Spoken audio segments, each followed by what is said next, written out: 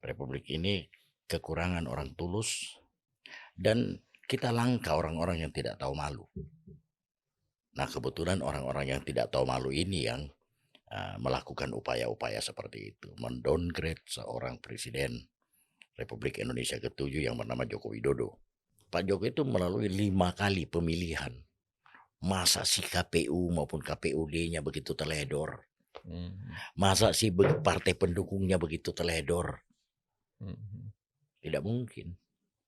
Anak muda itu ngerasa bahwa aksi itu langsung oposisi gitu.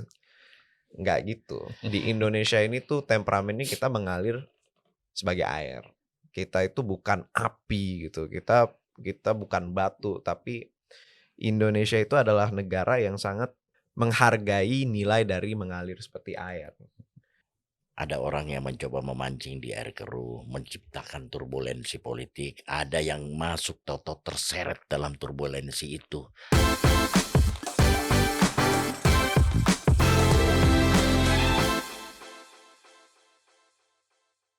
Selamat datang di Real Politik. Di sini kita berbicara tanpa topeng, menelanjangi fakta apa adanya. Di sini kita membaca Indonesia tidak hanya dari sisi idealnya, tapi juga dari sisi realitasnya.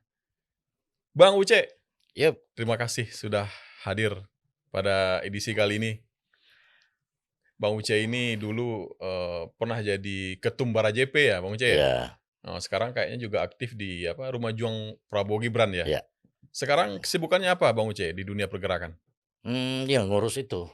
Ngurus saya penanggung jawab Rumah Juang 2. Rumah Juang 2 itu kumpulan teman-teman elemen relawan pendukung Pak Prabowo Gibran.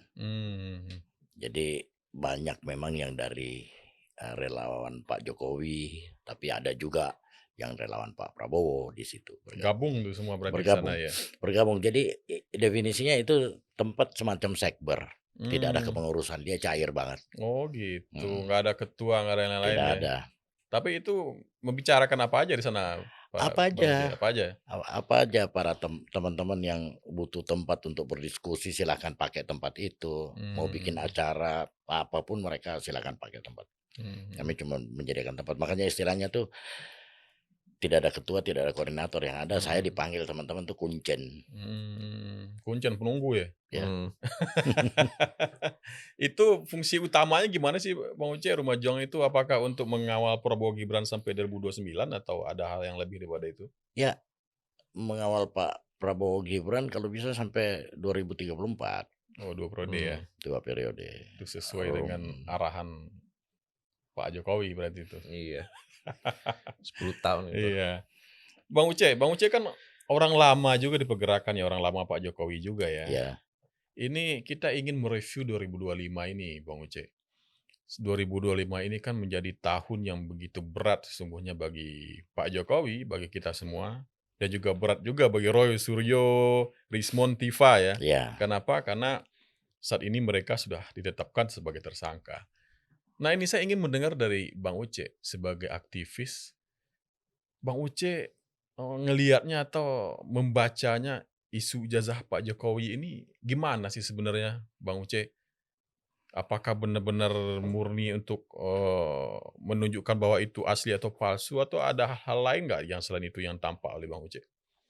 Enggak, itu sebenarnya kalau dibilang bahwa ini berat untuk Pak Jokowi, enggak. Berat untuk Pak Jokowi itu pada waktu beliau ada di pemerintahan. Jadi orang-orang yang kurang kerjaan aja ini, mereka tuh ya tahu kok. Mereka yakin ijazahnya Pak Jokowi itu ada, tetapi ini diada-adain. Republik ini tidak kekurangan orang baik. Republik ini tidak kekurangan orang pintar. Republik ini kekurangan orang tulus dan kita langka orang-orang yang tidak tahu malu. Nah, kebetulan orang-orang yang tidak tahu malu ini yang melakukan upaya-upaya seperti itu, mendowngrade seorang presiden Republik Indonesia ke-7 yang bernama Joko Widodo. Motifnya apa, Bang? Karena ketidaksukaan aja atau karena ada hal-hal lain? Kan ada juga yang mengaitkan dengan 2029 itu kan.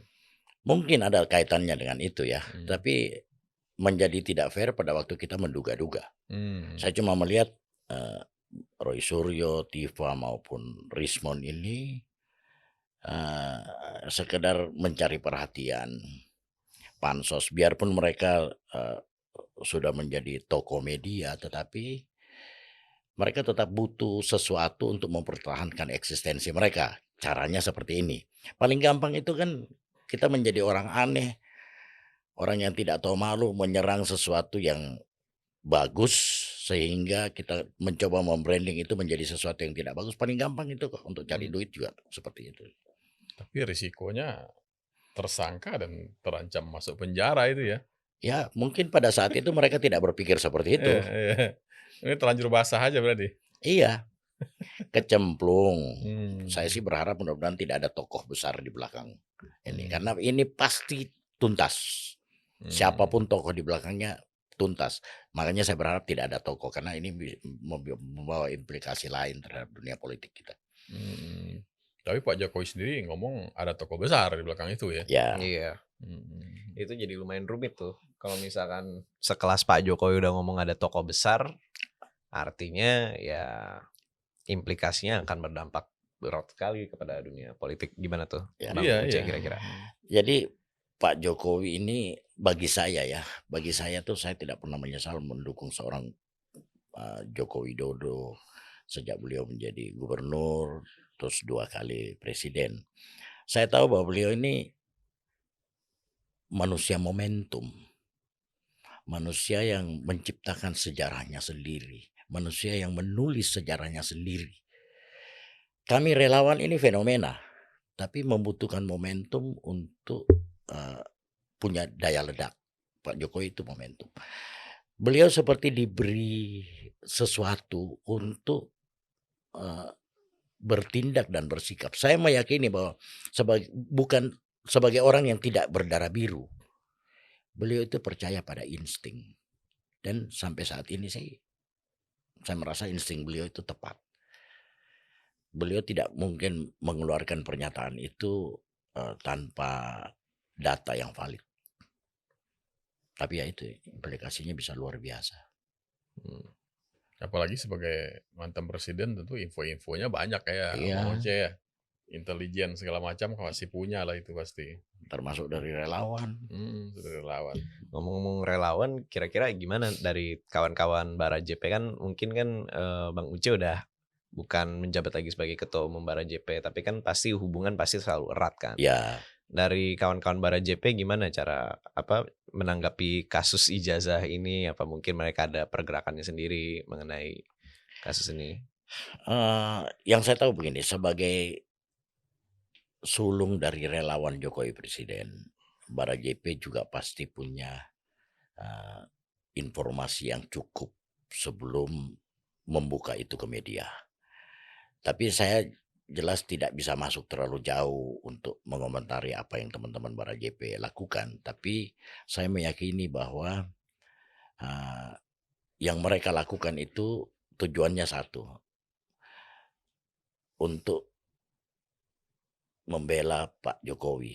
Bara JP itu barisan relawan Jokowi Presiden. Jadi jelas relawannya Pak Jokowi.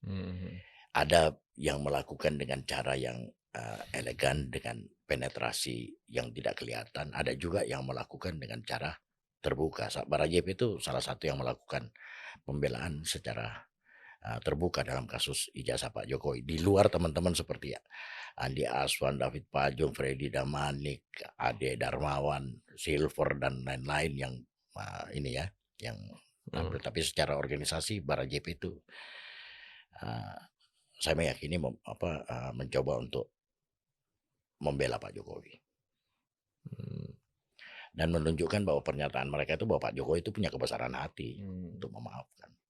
Bang Uce ngelihat nggak sih sekarang ini ijazah Pak Jokowi ini hanya pintu masuk untuk ke ijazahnya Mas Gibran itu? Kan hampir bareng. Bareng ya itu. Hampir bareng. Jadi kan mereka pernah bilang, bahkan salah satu ketum partai kan bilang, apa sih susahnya, tunjukkan saja ijazahnya.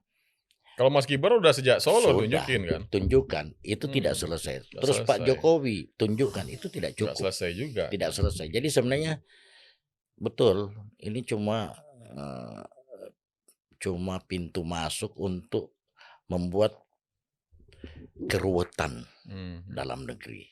Mhm. Ini sebenarnya mengganggu Pak Prabowo.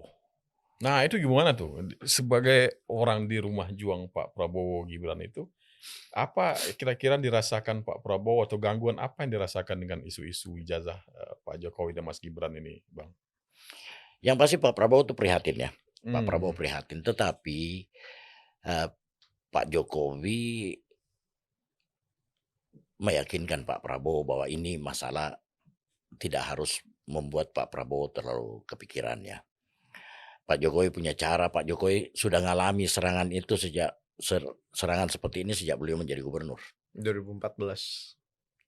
Ya, tetapi sejak menjadi gubernur kan isunya udah 2012. segala macam itu Iya. berhadapan dengan, PKS. Tapi artinya beliau itu sebenarnya sudah kebal tingkat 3, sudah kebal dengan hal-hal seperti ini. Mhm.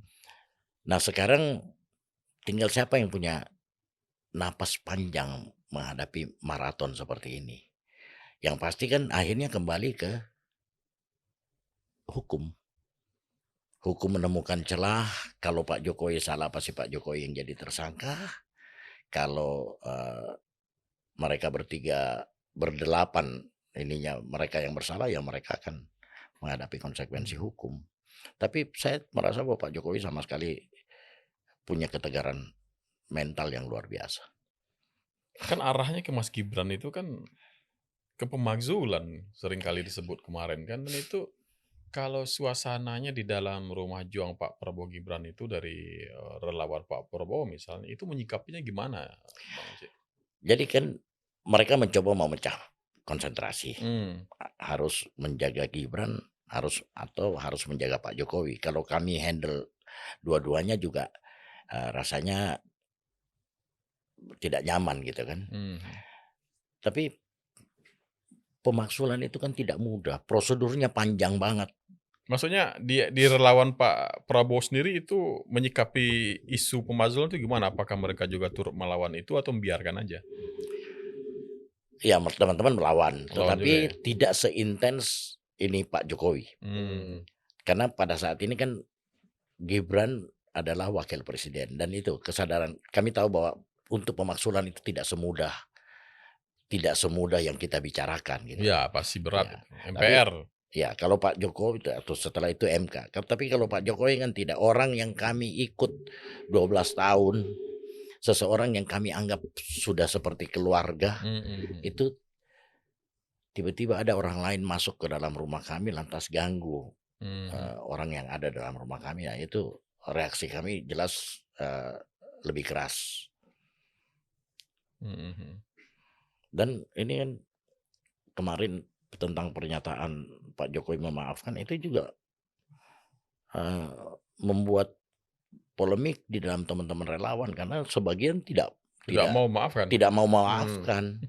Ya teman-teman termasuk saya itu tidak punya jiwa sebesar Pak Jokowi. Mmm. Jadi Gitu ya. heeh, Tapi tidak semuanya dimaafkan, 3 katanya enggak tuh. Itu kan dari kawan-kawan Bara JP juga kemarin yang datang ke Solo itu kan. iya, Iya. Katanya benar, 3 nggak dimaafkan, mungkin 3 itu RRT itu kali ya. Saya nggak iya, tahu juga siapa orangnya. teroris. Teroris. Teroris, Teroris. Aduh. Eee, Tapi emang tidak ada keikhlasan dari relawan sendiri karena udah terlalu menyakitkan mungkin iya. gitu ya. Nah dan sekali lagi kami tidak punya kami tidak sabar seperti Pak Jokowi yang sedalam lautan, setinggi langit, enggak, kami tidak seperti itu. Tapi saya rasa itu buat Pak Jokowi ya, di sisi Pak Jokowinya itu nilai lebih sih memaafkan itu sebetulnya. Karena Ya, memang itu seorang pemimpin memang harus memaafkan orang-orang yang bisa dimaafkan, iya. tapi yang tidak bisa dimaafkan yang harus dibuat, menerima konsekuensi perbuatan mereka ya tetap harus jalan gitu. Saya kira itu hal yang bagus sih Pak, kalau saya iya ya. betul, tapi ininya kan begini, ini ada dua hal. Yang pertama memaafkan, sebagai Mmm. manusia ya Pak Jokowi maafkan, tapi prosedur hukumnya tetap berjalan dong. Mmm. Kan ini bukan pertama kali. Memaafkan tapi tidak melupakan sih. Iya. Tidak melupakan namanya ya. Ya biar nggak keulang Kalau lagi. kata John F. Kennedy kan, "Forgive their misdeeds but remember their names." Yap. Mmm. Forgive your enemies but remember their names. Ya, Iya. kalau kita memaafkan tapi tidak melupakan. Lebih Iya. puitis kita. Heeh. Soalnya kan kalau menurut saya juga tidak bagus, tidak tidak bagus ini menjadi presiden, eee, Hmm. memaafkan setelah itu kasus hukumnya diberhentikan. Nggak bagus juga, polisi juga udah sakit kepala sekian lama kan. Iya, biarin polisi Ya. inilah Tapi bertugas lah. polisi itu di tengah-tengah nggak sih, Bang Uci, posisinya? Kok lama sekali misalnya nggak ada penahanan segala macam, apakah itu sebuah kehati-hatian atau memang ada orang besar juga di belakangnya? Saya meyakini bahwa polisi itu sudah bertindak sesuai prosedur dan sangat berhati-hati. Bagaimanapun ini menyangkut Presiden Hmm. Republik Indonesia ke-7. Banyak pertimbangannya mereka. Hmm. Seandainya polisi itu subjektif, mereka langsung ditangkap pada ini pertama kan pada waktu. Hmm. Saya yakin polisi itu sudah punya info valid apakah Pak Jokowi punya ijazah atau tidak. Sudah punya info valid apakah ijazah itu asli atau tidak. Hmm. Jangan lupa Pak Jokowi itu melalui 5 kali pemilihan. Masa sih KPU maupun KPUD-nya begitu teledor? Hmm. Masa sih partai pendukungnya begitu teledor? Hmm. Tidak mungkin. Common sense aja kan, kalau misalkan ijazahnya dia udah jatuh di tangan banyak institusi, ya kenapa mereka kalau misalkan dia palsu ya, salah satu dari kelima institusi tersebut bakal ngomong, KPU, apalagi PDIP, terus udah gitu UGM, bahkan kepolisian pasti bakal ngomong mereka. Gitu. Partai pendukung kan pada waktu di Solo itu bukan cuma PDIP. Oh iya, partai Di pendukung. Jakarta juga bukan cuma PDIP. Pada Iya. waktu Pilpres juga bukan cuma PDIP, partai pendukung pasti kan. Itu pada Iya. waktu itu mereka pasti meneliti dokumen, melakukan cross check. Pasti. Iya. Tapi tetap aja terus digoreng, Bang. Lagian orang mana sih yang mau mencalonkan wali kota, gubernur, bahkan presiden itu mau memalsukan S1? Karena persyaratannya kan minimal kan cuma SMA. Kalaupun nggak punya S1 ya udah pakai SMA aja lolos Iya. kok. Ngapain dipalsukan, itu stupid banget lah. Memalsukan itu. Tapi dari Bang Uce sendiri personally, dari personal Bang Uce sendiri ngerasa ini kasus sangat meresahkan pikiran Bang Uce nggak? Enggak juga, enggak juga. Sebenarnya saya bersyukur begini, kasus ini melahirkan beberapa teman relawan dengan kemampuan debat yang luar biasa. Bagi saya itu blessing dan kebetulan mereka sering berkumpul di RJ2. Jadi kasus Roy Suryo CS ini untuk sebagian teman dijadikan ini untuk berlatih. Kalau meresahkan enggak, kami masih makan enak biarpun tidak mewah, kami masih tidur nyenyak, tidak juga. Cuma kami sadar bahwa ada orang yang mencoba memancing di air keruh, menciptakan turbulensi politik, ada yang masuk tahu-tahu terseret dalam turbulensi itu. Belakangan mereka sadar.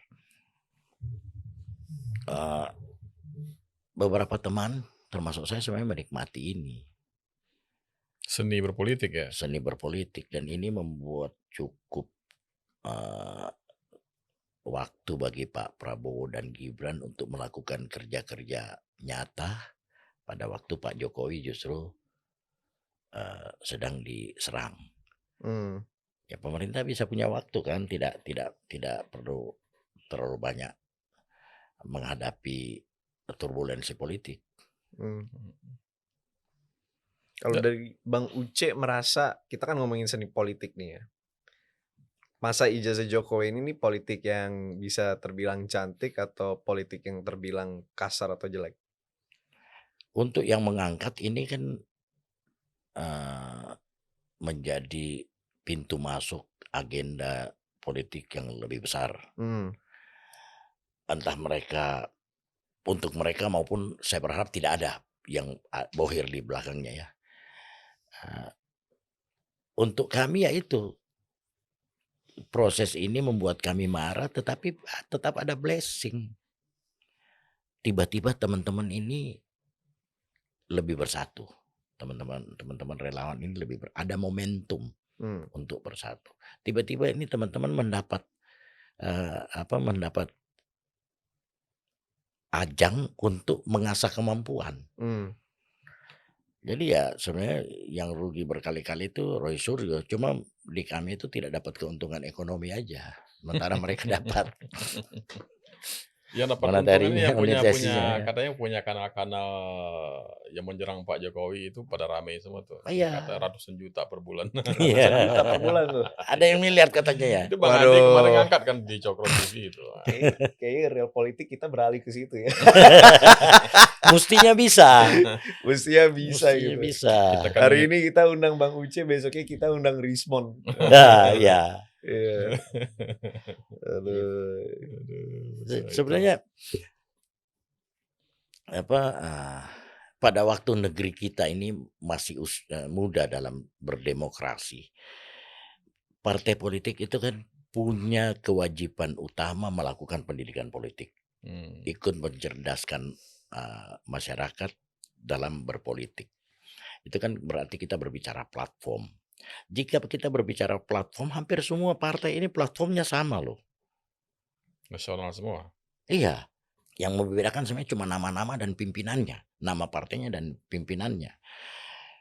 Kalau pendidikan politik yang diberikan itu cuma berbicara tentang bagaimana meraih kekuasaan, ngapain ada partai politik? Individu-individu ini juga bisa meraih kekuasaan. Kita lihat di pemilihan kepala daerah di Independen maksudnya. beberapa ya bisa independen.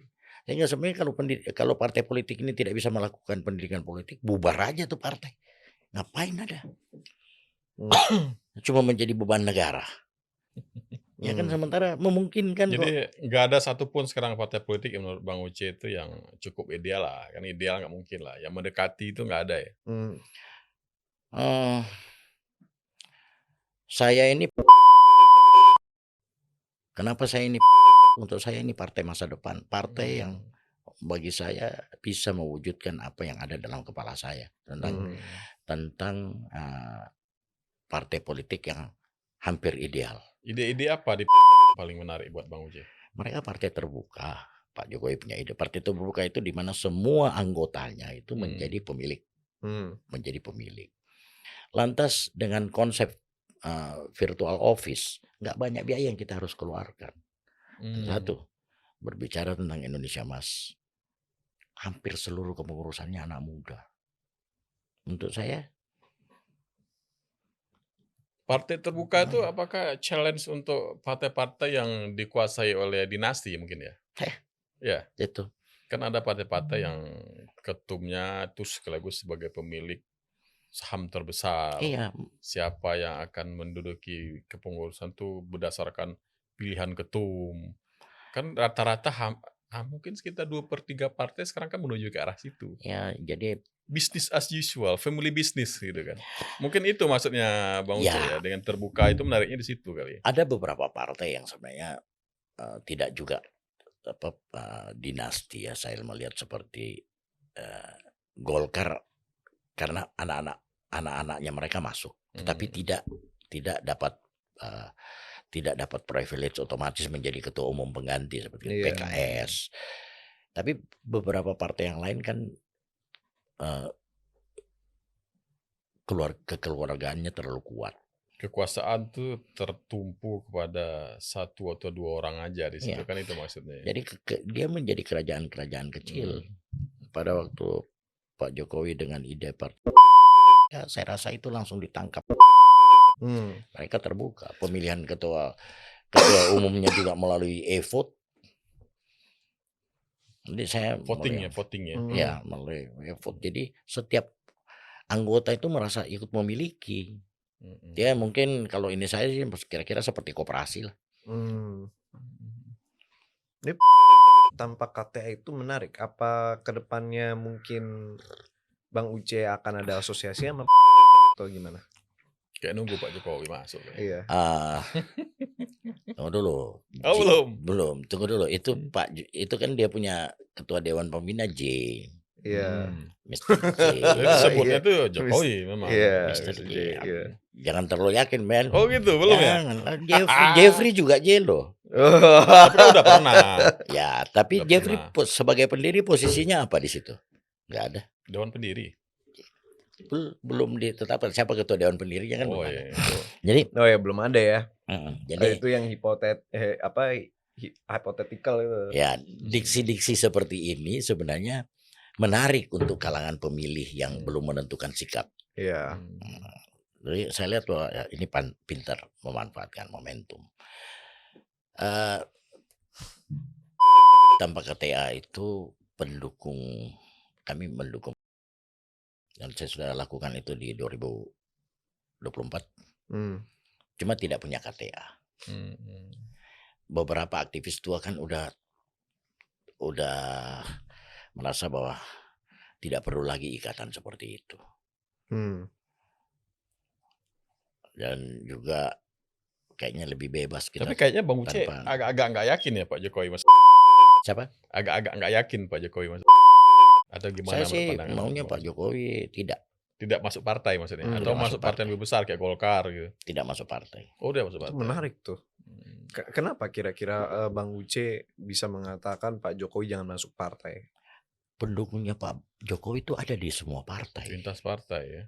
Pada waktu Pak Jokowi cuma masuk partai, pada waktu Pak Jokowi masuk partai hanya sebagai anggota biasa, kami fine-fine saja. Tapi kalau Pak Jokowi masuk partai lantas dia punya posisi, apalagi posisi itu menentukan, bagaimana dengan relawan yang ada di partai lain? Iya masuk akal. Jadi dilema. Mhm. Udahlah Pak Jokowi jadi tokoh bangsa, tidak usah berpartai supaya kami semua nyaman. Atau kalaupun mau berpartai karena itu hak politik beliau sebagai warga negara, jangan jadi pengurus, apalagi pengurus inti. Gitu. Jadi memang kawan-kawan di sana nyaman dengan ini ya, dengan zona abu-abu ya di Iya, situ. zona putih karena beliau itu ada di garis tengah, itu sekedar Iya, ini iya. bahwa beliau tidak merah. Apalagi merah Wow. ketemu merah gitu kan. Makanya lama-lama kan banyak juga yang merah. Iya. Cuma ada merah gelap, ada yang merah agak muda dikit. Merah tua. Iya. Menarik sih. Emang bener sih. Relawan sama pendukung Pak Jokowi itu tuh lintas partai sama lintas golongan. Iya. Jadi kalau misalkan dia masuk ke dalam suatu partai, apalagi punya posisi, itu menunjukkan keberpihakan gitu. Tambah lagi kan di dalam partai tersebut kan banyak udah banyak penjaga-penjaganya. Jadi ya makin kedorong orang-orang yang sudah mendukung Pak Jokowi dari dewan Ya. gitu. Mungkin kita pengen dapat nasihat dari Bang Uce untuk kawan-kawan yang di partai politik, terutama yang muda-muda sekarang itu kan. Hal apa sih yang mungkin perlu mereka tetap jaga di dalam diri mereka supaya tidak menjadi politisi yang korup lah, yang menjual bangsa lah, yang ngerusak negara lah, itu hal apa sih Bang Uce yang perlu tetap dipegang teguh oleh politisi muda itu? Oke, saya coba ini perbedaan usia jauh banget. Saya 64 tahun ini, lahir tahun 61. Jadi ya kenapa saya berharap anak-anak muda ini menciptakan momentum, jangan menunggu. Menciptakan momentum di mana mereka bisa mendeklar dirinya sebagai anak bangsa yang nasionalis. 100 tahun yang lalu aja para pemuda berkumpul melahirkan Sumpah Pemuda pertama. Itu kita dalam tekanan sebagai bangsa yang terjajah. Mestinya saat ini pada waktu hampir semua itu begitu mudah diakses dengan teknologi, mereka menciptakan nasionalisme baru berbasis kondisi real saat ini, berbasis dunia yang dinamis seperti saat ini. Itu sebenarnya tidak terlalu susah, tapi kita tahu bahwa beberapa anak muda itu agak kesulitan pada waktu mereka menyanyikan lagu nasional di luar lagu Indonesia Raya. Banyak yang tidak hafal. Nasionalisme kita itu bukan nasionalisme medsos, tapi mestinya kita bisa pakai medsos untuk melahirkan momentum nasionalisme. Banyak sekali internet itu membuat yang dekat menjadi jauh, yang jauh menjadi dekat. Setiap dinamika itu mestinya bisa melahirkan nasionalisme, bahwa kita bersyukur lahir di negeri yang yang Gemah Ripah Loh Jinawi. Gemah Ripah Roh Jinawi, negeri yang pada waktu kita lahir kita sudah menjadi bangsa merdeka. Ingat, tahun depan 100 tahun lahirnya kesadaran persatuan nasional, dan itu dipicu oleh kaum muda. Jangan menjadikan itu sebagai cermin, tapi ciptakan momentum untuk melahirkan kesadaran berbangsa dan bernegara baru. Itu keren tuh bro. Kesadaran berbangsa dan bernegara itu sepertinya sekarang memang mulai luntur ya Bang Uce ya. Belum lama ini kita di media sosial, di Twitter dan yang lain tuh muncul tagar kabur aja dulu kan. Artinya kalau ada persoalan di negara ini, mereka memilih untuk kabur ke negara lain. Jadi tidak ingin ikut memberesi apa yang ada dengan mencintai negaranya, tapi malah ingin kabur. Mungkin gitu ya, salah satunya mungkin ya. Kata gue sih ya Bang, ujung-ujungnya kabur itu adalah hak orang masing-masing kan. Tapi itu menunjukkan suatu sikap bahwa ketika sesuatu hal menjadi susah, bukannya dihadapin malah cabut.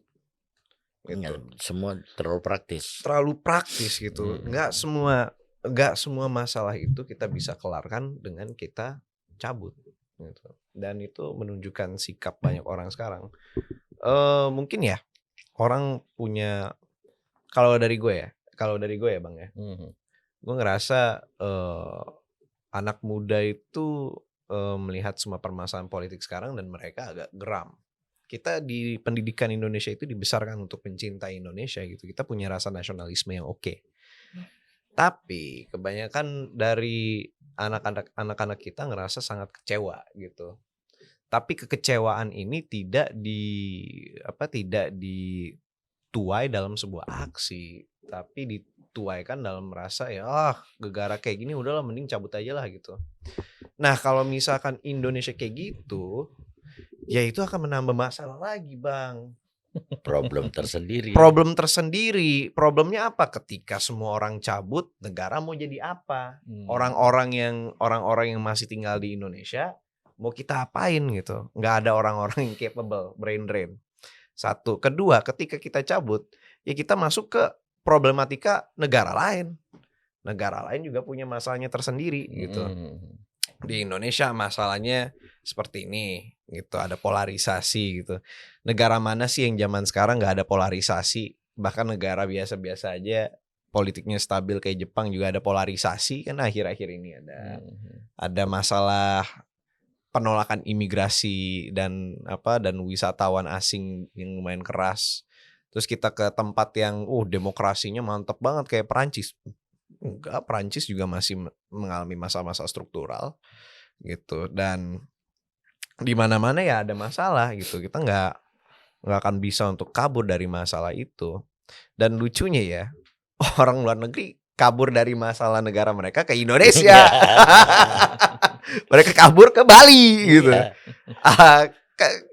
Di Bali tuh lihat tuh kan, akhir-akhir ini di tagar-tagar Bali itu ada penolakan wisatawan asing. Ada ini orang turis nih meresahkan gitu. Jadi orang luar negeri juga kabur aja dulu gitu. Nah, jadi ya jangan-jangan kita juga di luar negeri dianggap meresahkan. Bisa jadi kan. Kan akhir-akhir ini di Jepang kita dianggap meresahkan gitu. Walaupun kadang sama media Jepang yang pro sayap kanan ya agak dilebih-lebihkan gitu. Tapi ya memang beberapa dari turis kita itu dianggap meresahkan. Di Malaysia juga sebenarnya kita meresahkan juga, tapi nggak banyak orang yang nggak banyak itu tidak menjadi isu gitu. Karena ya mungkin kayak orang Malaysia ya udahlah orang Indonesia serumpun gitu. Tapi kalau di Singapura masalah besar kita gitu. Masalah besar. Jadi ya kita dimanapun juga dianggap masalah. Jadi ya satu-satunya tempat yang kita benar-benar bisa diterima, kita bisa nyaman ya tempat mana kalau Di kalau rumah misalkan bukan sendiri. rumah sendiri, itu Indonesia gitu. Jadi ya bener harus ngambil aksi, tapi kan anak muda itu ngerasa bahwa aksi itu langsung oposisi gitu. Nggak gitu. Di Indonesia ini tuh temperamennya kita mengalir sebagai air. Kita itu bukan api gitu. Kita bukan batu, tapi Indonesia itu adalah negara yang sangat menghargai nilai dari mengalir seperti air. Jadi nggak bisa semua dihantem kalau menurut gue ya bang. Anak muda kan semua seneng dihantem dan nggak bisa semua dibakar. Karena Ya. Indonesia itu orang bilang Indonesia itu bersatu karena adanya api, adanya passion. Tapi kalau kata gue Indonesia bersatu karena ada air gitu.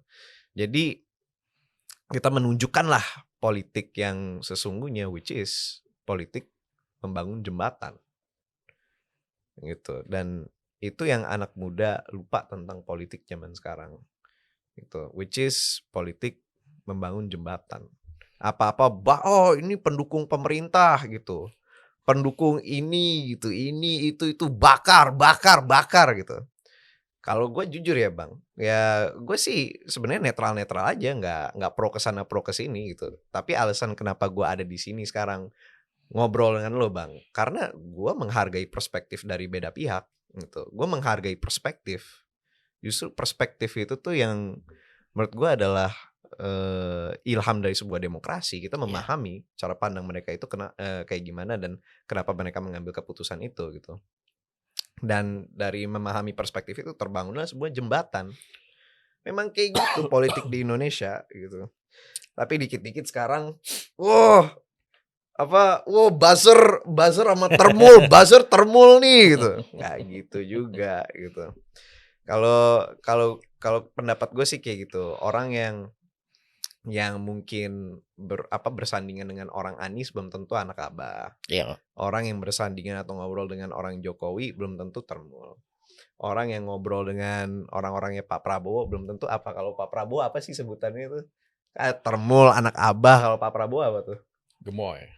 Ya belum tentu gemoy gitu. Belum tentu gemoy. Yang 02 Pak Ganjar voter. juga belum tentu. Belum tentu lobet. gitu. Kenapa ini Indonesia ketika kita ngobrol dengan orang lain langsung menunjukkan ini keberpihakan gitu? Bukan. Jangan-jangan memang Indonesia itu nggak cocok dengan demokrasi. Indonesia Cocoknya dengan dinasti politik sejak zaman Sriwijaya, Majapahit gitu, jangan-jangan. justru kata gue ya bang ya. Kenapa kita terus balik lagi ke politik dinasti tersebut bla bla bla blu bla bli blu bla bli? Karena tidak ada trust. Ketika ada orang yang muncul dari akar rumput naik ke atas, mengecewakan. Pengecualiannya kayak Pak Jokowi gitu. Penolakan kepada Pak Jokowi karena orang biasa itu kan sebagai bentuk dari masih hidupnya budaya feodal di zaman sekarang. Betul, Karena tapi mereka ingin pemimpin tuh orang yang punya bibit bobot bebet, orang bangsawan, orang kaya, ganteng, gagah, kalau bisa dari militer. Itu kan bentuk feudalisme zaman sekarang gitu. Betul, tapi gue melihatnya dengan kebangkitannya Pak Jokowi dan didukung oleh teman-teman Bara JP, Bang Uce di sini sama kawan-kawan relawan lain, termasuk beberapa anak muda milenial ya pas tahun 2010-an ya. Yeah. Itu adalah bentuk bahwa orang itu optimis bahwa bahwa orang biasa pun juga bisa bisa menjadi presiden di Indonesia gitu. Itu menunjukkan kepada gue bahwa di Indonesia kita punya kapasitas untuk melakukan demokrasi. Akan tetapi kita ngomongin Jokowi ini sebagai Korea nih. Jokowi the real Korea nih kan. Korea lain ini yang mengecewakan. Gue gak akan sebut nih nama Indonesia, terlalu banyak untuk disebutkan gitu. Tapi budaya politik Korea itu dianggap kayak menghalalkan segala cara banget, Machiavellis banget gitu. Ya orang kan jadinya gak suka gitu. Nah, alhasil seperti kata lu bang, iya kan, di Indonesia ini parpol itu hanya mengajari caranya untuk meraih power dan kekuasaan gitu. Kayak kita kalau ngelihat orang-orang Korea kalau ngomong, wah menghalalkan semua cara banget nih. Kalau udah ketemu ini, kalau misalkan cari istrinya yang kayak gini gitu. Kalau misalkan kita ngobrol sama orang, kita cari dia disukanya disanjungnya di mana gitu. Kalau dapat proyek, wow gini. Itu kan menghalalkan segala cara ya kalau kayak gitu. Ya alhasil orang jadinya larinya ke dinasti-dinastian, ningrat-ningratan. Kenapa? Karena old money itu diajarkan caranya untuk berkuasa, mau dia dari kalangan bisnis, dari kalangan politik. Dan yang terpenting mereka punya pendidikan yang bagus. Kita nggak bisa ngingkari Modal itu. itu. Akses pendidikan yang bagus. Contoh nih, tanpa bukannya mendukung ya, tapi kita kasih contoh aja kayak AHY gitu. Harvard gitu. Siapa namanya menteri pariwisata sekarang tuh Bu Widi itu. Bu Widi kaya banget itu. Iya. Bu Widi ini dia tuh Pepperdine University California. Jadi emang bangsa old money ningrat ini tuh punya akses ke pendidikan dan bisa privilege gitu. Bisa dihindari itu. Makanya orang-orang ngeras ujung-ujungnya kayak ya udahlah ini aja lah the bare minimum. Padahal tuh orang-orang seperti Pak Jokowi ini nih yang bibit-bibit bobot yang kayak Pak Jokowi ini harus dibangun gitu. Kaderisasinya harus jalan. Itu Pak Jokowi anomali. Jadi kita ngeliat ada presiden yang tiba-tiba muncul kayak tetangga kita tiba-tiba jadi presiden. Betul Nah, itu yang buat orang shock sebetulnya. Dan itu gimana Bukan caranya? darah biru. Bukan darah biru. Iya, dan itu gimana caranya kita bisa mendapatkan orang kayak Pak Jokowi. Dan itu membuktikan Indonesia tuh hebat sih. Jadi orang yang biasa-biasa aja bisa dipresent tuh hebat. Iya, dan bagaimana kita bisa mendapatkan orang seperti Pak Jokowi lagi? Nah, mungkin kita minta jalan. bro, gitu. closing statement lah dari Bang Uce nih. Boleh. Harapannya untuk kasus ijazah Pak Jokowi ini nanti akan seperti apa gitu. Boleh tambahkan sedikit, momentum untuk anak muda itu ada. Membangkitkan kesadaran kesetiakawanan nasional, mengantisipasi terjadinya bencana yang lebih luas. Itu bisa diambil peran.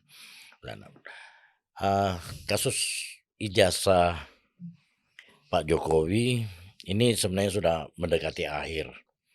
Upaya-upaya terakhir yang mereka coba lakukan ini kemungkinan akan terjadi lagi beberapa gol bunuh diri yang akan justru berefek negatif bagi mereka. Tapi ya sekali lagi saya percaya bahwa institusi hukum negeri ini akan bertindak sesuai ketentuan dan peraturan yang ada, dan saya juga berharap bahwa ini menjadi akhir dari dinamika tuduhan kosong seperti ini.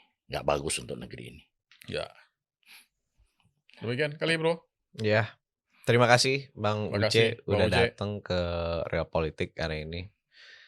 Ya, semoga kita bisa mendapatkan hikmahnya bahwa ini sebenarnya kasus nih hasbun doang.